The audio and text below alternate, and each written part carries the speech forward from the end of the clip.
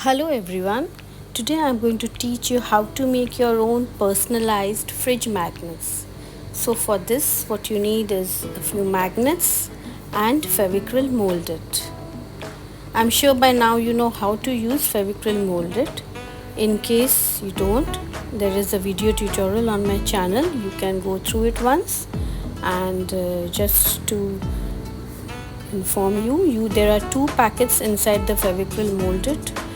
You have to mix both in equal quantities, mix them thoroughly, and then you can start making your project with it. So what I've done is, after mixing both of the clays thoroughly, I've started drawing whatever object I want to make for my magnet.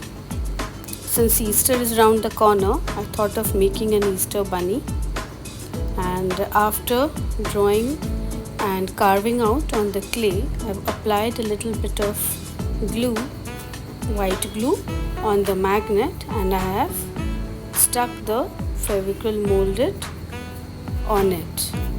Then gradually you can make the other parts of your picture. Say, since I'm making a bunny, I've made the ears, I have made the eyes, nose, etc. Once it's done, you need to let it dry for at least 6 hours. Only then can you start painting it. So I have used Fevicryl paints, acrylic paints, to paint the magnet, and you can paint it according to your choice.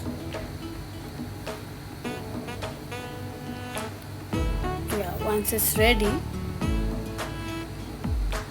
there, as you can see, my Easter bunny is ready. For the other one, I thought of making your favorite pizza. So here is a pizza.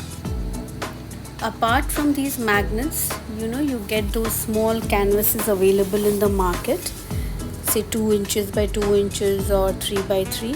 You can take those, stick a magnet behind it, paint them according to your choice. Here, as you can see, there are a few more references of fridge magnets.